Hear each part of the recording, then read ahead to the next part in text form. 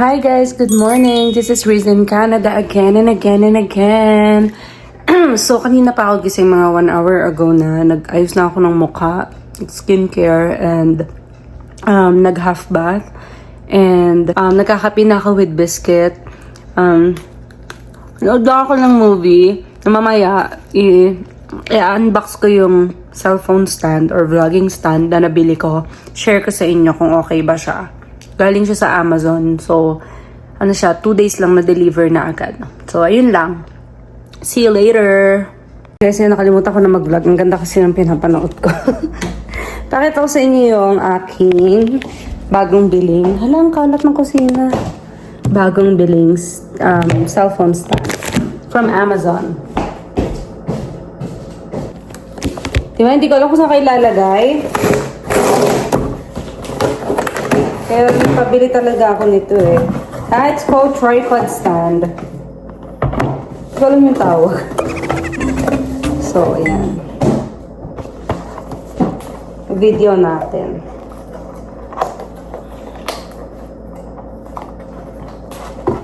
So, yan siya. Ganyan siya. Kapag gumala ka, lalagay mo lang yung cellphone mo dito. Hawak mo na. Oh, this is so nice. This looks so nice. Okay. Wait lang, lagay ko kayo dito. Ito pa ulit muna sa inyo. So, yung itong orange thing na to, i-rotate lang counterclockwise para for you to be able to open this stand or this, I don't know how you call it. Yeah, it's like this. Yan. Pag hawak mo naman siya, i-close mo, ito lang yung gagamitin mo pang click. Ito. Like this. Like that. Ayan guys, nakalagay na kayo sa tripod stand. Ang ganda! Okay, so ang galing! Ang ganda nito. Perfect for vlogging. So, ayan. So, para makita niyo yung niluluto ko, kailangan ko kayong i-adjust ng medyo nakaganyan. Ayan, para makita niyo na yung niluluto. Ganon. Ganon pala yun. So, guys, I'm so happy with this purchase. Ang arte. Okay, yan. So, guys, ang lulutuin ko for today's video is pancit and fried chicken. Kasi medyo matagal lang naka-thaw out tong chicken ko since yesterday morning. Because I was planning to cook last night but I was lazy. I fell asleep many times so I had to do it today. Samahan nyo ako, okay? Pakita ko sa inyo kung paano ako magpansit but the problem is there's no atay ng baboy. Kasi naglalagay ako ng atay ng baboy kapag pansit. Kailangan magsalamin. Yan, ganyan. Ang galing! Ang galing. So, hindi ko alam kung alin dito yung ipangpapansit ko. Siguro yung mabuto.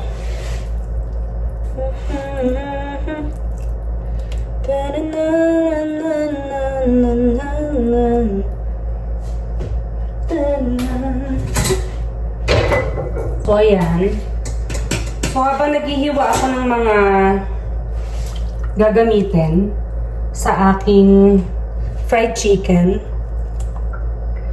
Kasi parang mali yung part na nagamit ko. Masyado tong maganda tong part na to. Pang chicken. Kasi guys, pag nagprito ko, ayoko nung masyadong mabuto. Ayoko nung masyadong butong part. Gusto ko may buto pero hindi masyadong mabuto. Yung puro buto lang. So, ito maganda to pang chicken. Ito. And konting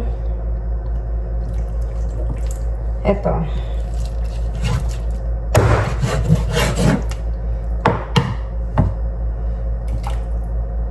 Yan.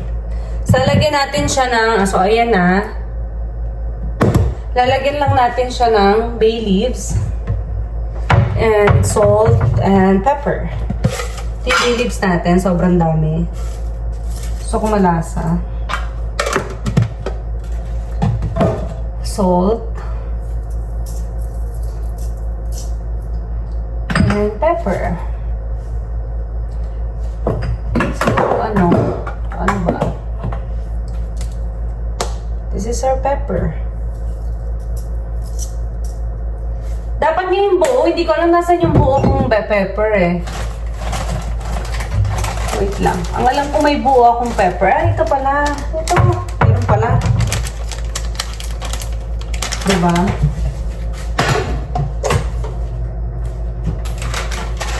So, habang pinapakuluan ko to, ibababad ko na yung aking what do you call that? Ibababad ko na ang aking ipipritong manok. Gusto ko maliit na ano lang, yung pag sa ganyan.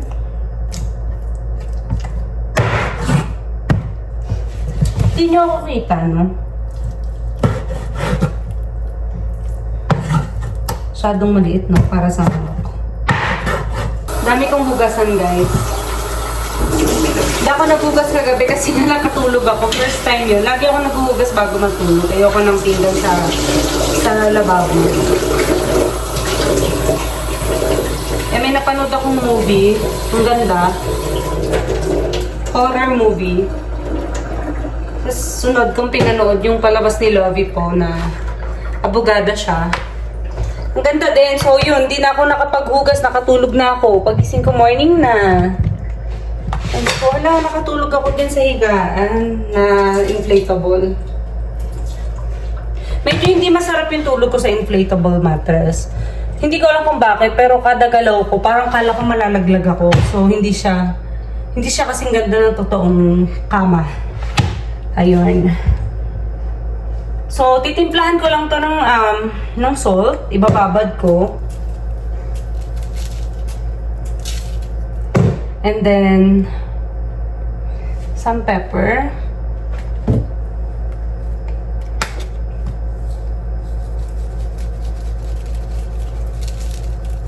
Yung typical lang na paano mag-fry ng chicken. Yung sa mga birthday party. Ganun lang. Tapos, madalas naglalagay ako ng paprika. Pero hindi ako maglalagay. Ito is Himalayan salt, hindi siya ganun ka-salty. So, kahit marami ka maglagay, okay lang siya. Kahit kulang pa. Meron akong ilalagay pa. Wait lang. Lalagyan ko ng tawag dito, cornstarch. Ito, yun lang. Tapos, wala na. I-mix ko lang and then iprito ko na ito mamaya. Gusto ko lang kumapit yung lasa sa manok.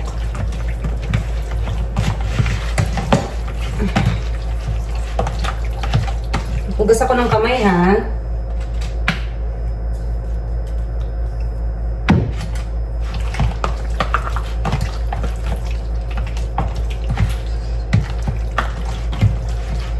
Ay, masarap naman na siya.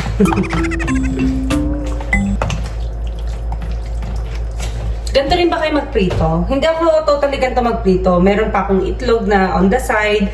Meron pa akong on the side na flour with paprika, salt and pepper, and some condiments. Kaso tinatamad ako kasi hindi naman siya ganun. Ginagawa ko lang yun sa malalaking parts ng chicken. Like thigh part, malaking wings, gano'n. Pero ito maliliit, ako nga lang yung kakain. So, okay lang. Kahit na-miss ko lang yung parang birthday party fried chicken, gano'n. Sabi ko, mamaya na ako magluluto kasi tinatamad daw. Sabi ko, kung mamaya pa. No oras na guys, ang liwa-liwanag, mag-8 PM na. Kala nyo lang maliwanag. Pero mag-8 PM na talaga. Ay, ano ba yun? Lipit ko lang to. Maghihiwa na ako ng aking pangpansit. Meron tayong tirang repolyo. May tira tayong carrots. Busin ko na to. Siguro ano na to, 1 month na to dito. Mula pa nung nag-Costco ako last month.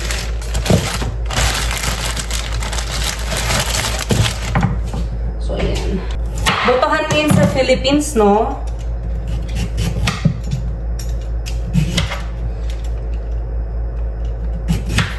Yung gusto kong yung gusto kong peeler is yung ginaganon lang. Ito kasi iba yung hawak, ganito yung hawak, so mahirap siya. Tsaka, sira na to eh. Kailangan ko na bumili ng bago.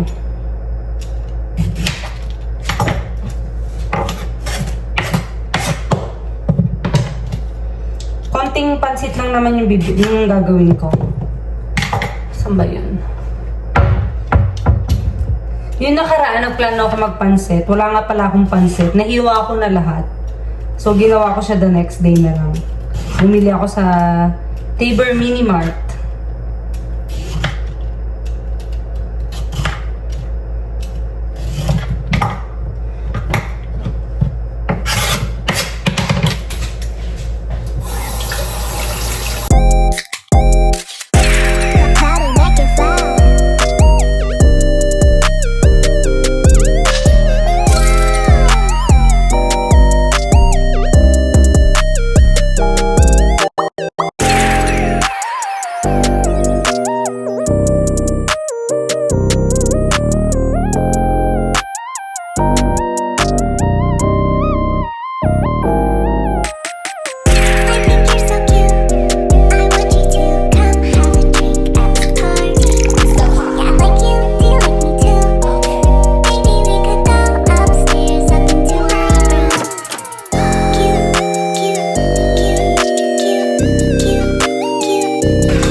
So, ayan, piniprito ko na yung manok. Tapos, I'm almost done with everything. Just, ano na lang, luto na lang gagawin ko.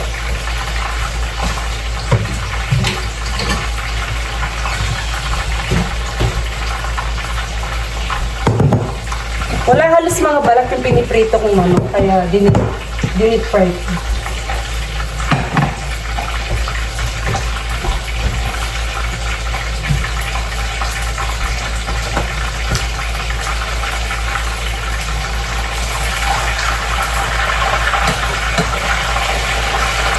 Yung gusto kong chicken, yung mga birthday chicken. Ganyan.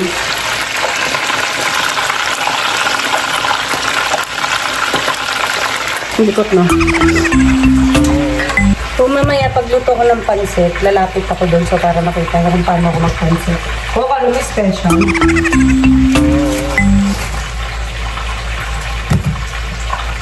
Pupunta isa kong friend kung bibigay ng food. Kaya hati daw siyang food.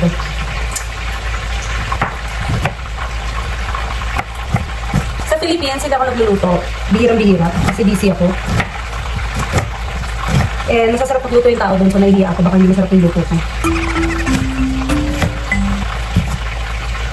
Dito kasi ako lang naman. Walang mag-judge.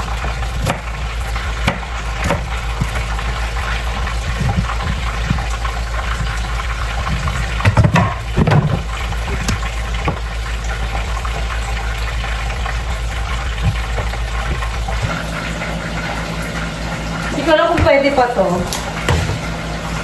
Ay, hindi na. Nabago na siya.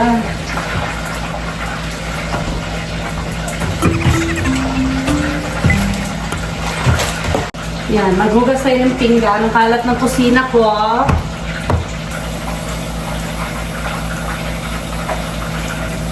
Nire-refill ko lang siya.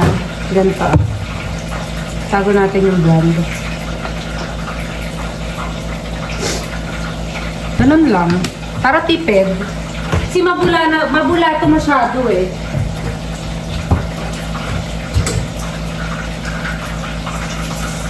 Pag namamaya pa ako maghugas ng pinggan kasi may mga gagawin pa ako eh. Okay, lagay.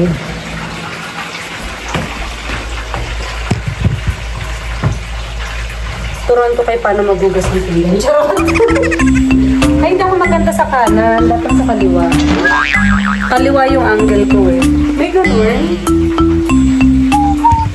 Yan, ganyan. Para kita nyo. Pero nangangamoy na yung aking chicken. Wait lang. Iaahon ko lang.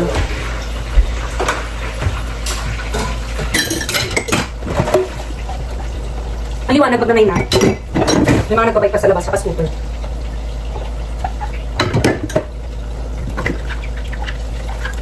nag-iiwan ng hugasan sa lababo, pero kagabi kasi talaga nakatulog ako, hindi ko kinaya. Yung ibang bahay, may kasamang dishwasher yung kanilang apartment. Yung dishwashing machine, parang ganun. Hindi ko alam kung tawag doon, alam ko tawag yung dishwasher eh. Yun. May kasamang ganun, pero yung mga Pinoy, hindi naman ginagamit yun, mas gusto pa rin manual na hugas.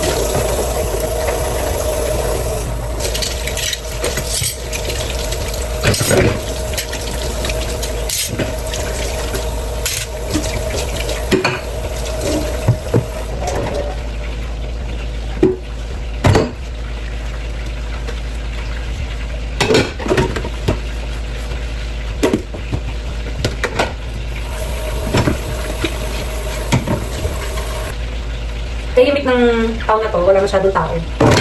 Mapa-summer or winter. So wala talagang activities na magawa dito. Kasi ang una sa lahat, malayo ako sa park. Yung park, maraming...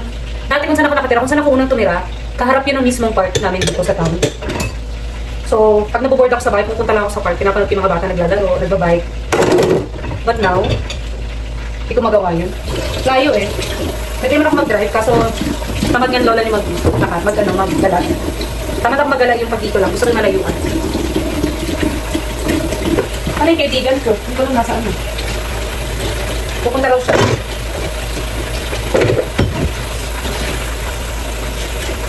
Ang bayaran dito ng ano guys, ng tubig is ang bayaran ng tubig dito is kasama yung yung bill ng tubig kasama na dun yung sa garbage. Kasi ang pag-pick up ng garbage dito is every Tuesday morning. So every week yun, once a week, every Tuesday. So monthly, so 4 na beses kinukuha yung garbage. So yung monthly na bayad is parang 50 a month, ganon. Yung akin ganon. Hindi ko alam kung yun ba yung standard fee nila sa town na to. And then yung water, so in total, kasama water and yung iba pang bayarin sa town and garbage, yung total ko lagi is 130 to 140. Pinakamalaki ko na is 140, ganon. Hindi ko alam kung magkano yung tubig doon kasi hindi ko masyado na-check yung bill. Pero yung sa garbage na sa 50 or 52 like that. So maraming bills dito talaga. Tarik-tarik ko lang ang aking naman, baka sunod na. Yung mga ganitong disposable ziplock ba, sa Shein ko talaga yun. Worth it naman siya talaga.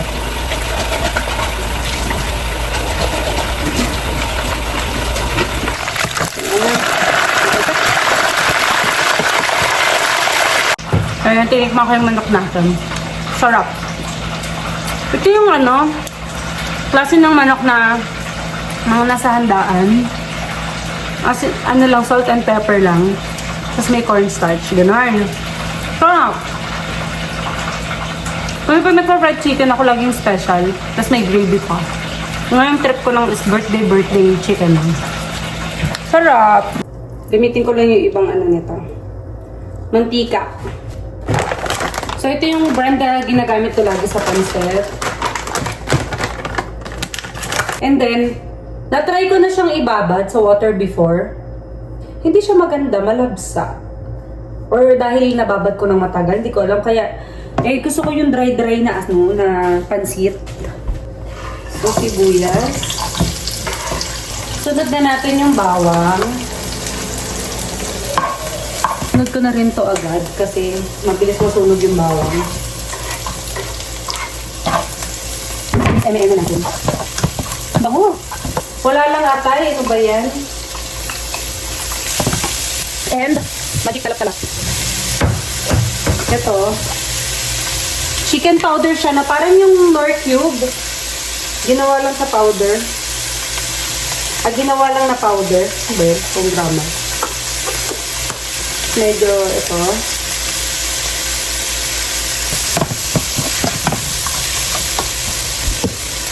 Ito, ubus na. Kailangan ko bumili. Naglalagay ako nito. Medyo tumatamis yung pansit ko kaunti pag nilalagyan ko nito. Sinata ng mga yanis ng ko. Kamanok.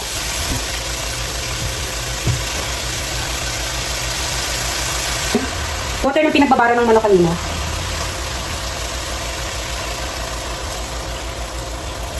Tansya lang. Kasi nga ayaw ko ng malabsang tawag dyan. Pansit. So, ito yung toyo. Para magkakulay lang. Lagyan lang natin ng konting asin. So, parang tinitimpla na natin ba? sarap ulit. Pampa balance ng lasa. And then, lagyan natin ng purong, ito na lang yung puro kong pepper. Mamaya, lagyan natin ng iba pa, yung isang klaseng pepper.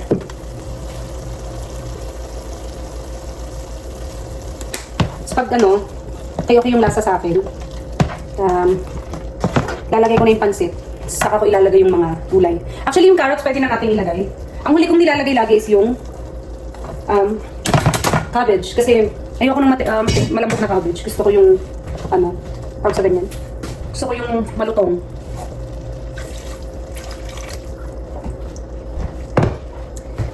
So, lalagay na natin siya sa ibabaw.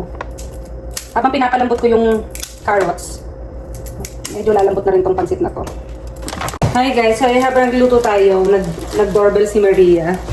Binigyan tayo ng kaldereta. Sarap, beef kaldereta.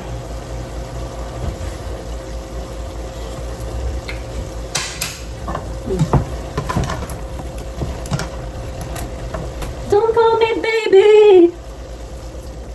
Ipahan ko na lang ulit mamaya. Unless you mean it. So, pag malambot na to, saka ko ilalagay yung mga greens. Like cabbage and ano ba tawag sa isang gulay na yun? Yung Baguio beans. So ayan, lagay na natin yung mga greens kasi baka maging malagsak to. Ayan. So, lagay na natin to. Kuha lang ako ng konti.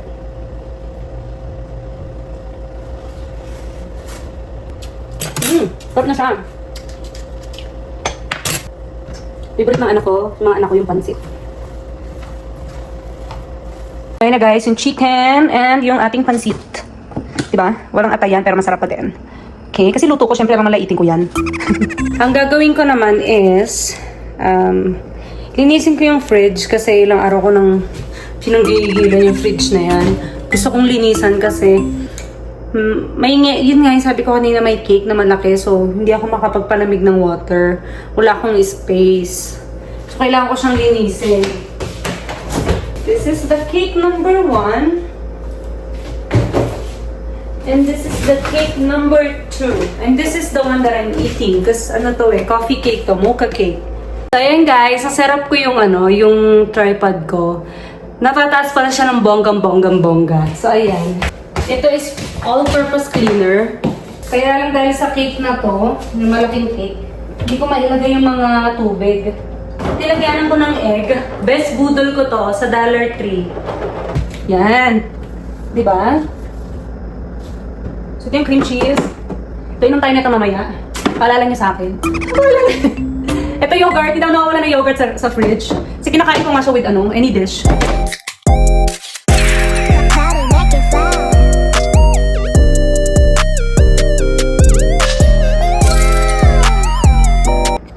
Napakaganda ng tripod na to. Highly recommend to. So far. Ano yung isa kong nirecommend? May nirecommend ako nung nakaraan yung pabango pala ng Zara. Ito isa pa to, napaka the best. Meron akong tripod dati sa Pinas, hindi ganito ka high-tech, hindi ganito ka ganda. Tapos meron pa tong i-connect mo yung pindutan sa cellphone mo, yung Bluetooth. So you can just click when you're outdoor, vlogging. You can just click if you wanna take a picture. So magbabanff ako, maybe next year. Sana buhay pa tong tripod na to. Para magamit ko siya. Ang ganda kasi sa banff, sobra. So yun lang muna guys, I'm gonna clean the house. I'm gonna tidy up and then, ang purpose na pala ng paglinis ng fridge is para may space ako sa mga water ko. Diba ang syunga? Diyan ko na lang siya nilagay para lumamig. Okay? Ayan guys, kain na tayo kasi time check 10:08 PM na. So gutom na ako. Hindi na ako maglinis kasi ayoko makalat na bahay pagkakain. What's your history? Ano lang, isang chicken lang. Ayoko masyadong madami. Ganito lang.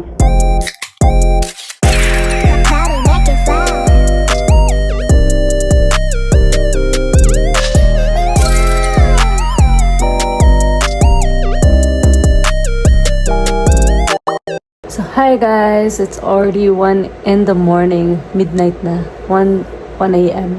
Nakatulog na naman ako ng 2 oras dito sa taas pero hindi ko nalapag si higaan. At pala nilapag ko siya para tuloy-tuloy na yung tulog ko. Kaso hindi, nagising ako kasi sobrang init. Kaya binuksan ko lahat, binuksan ko yung balcony, binuksan ko yung kitchen window and yung fan.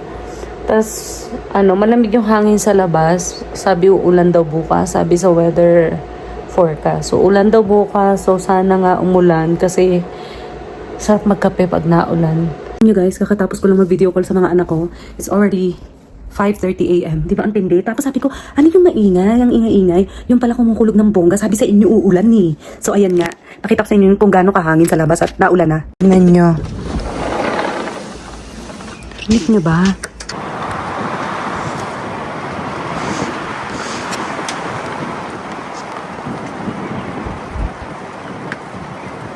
Rinig nyo ba?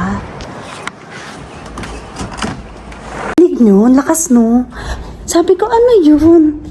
Parang kasi tahimik na, hindi na ako nanonood. Nag-edit na lang ako ng video for today's video. Tapos sabi ko, may maingay talaga. So, akala ko may kumakalabog sa kabilang apartment. Sabi ko, ay shit, baka para siyang kulog. Kasi bihira ka lang makarinig ng kulog dito sa Canada. As in, bihira lang. So, ayan guys, since naulan na, rinig dito yung ulan sa loob ng bahay. Ang sarap matulog. So, hindi ako matutulog sa kwarto ko for tonight.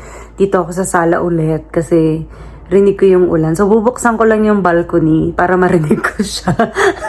Namiss ko yung ulan, namiss ko yung Pilipinas. Yun yung nakakamiss sa Philippines. Yung ulan, yung bagyo. Hindi ko naman pinag-prepare na sana laging bagyo dito kasi hindi naman maganda yung bagyo. Pero, sana kahit minsan man umulan ba, kasi ang sarap sa pakiramdam. Tapos bukas, mamaya sana pagising ko naulan pa din. Ala, nakulog. Sana naulan pa din para makapagkape ako ng masarap. And I think I'm gonna end my vlog tonight. Morning na, no? Ayun, kasi, ayun, wala naman akong ganap. Matutulog na ako after editing the video. And I'll be uploading that tomorrow, later. Kasi nga madaling araw na, girl. So, i-upload ko yan later. And gawa ulit ako ng panibagong vlog. Sana guys, di kayo magsawa. And sa mga hindi pa nakasubscribe, guys, please subscribe to my YouTube channel. I'm Riza. I'm a new vlogger. And I hope you support me on my upcoming vlogs. And I'll be sharing with you how life is in Canada. So again, this is Riza. Please subscribe, Riza in Canada. Thank you so much. Bye-bye.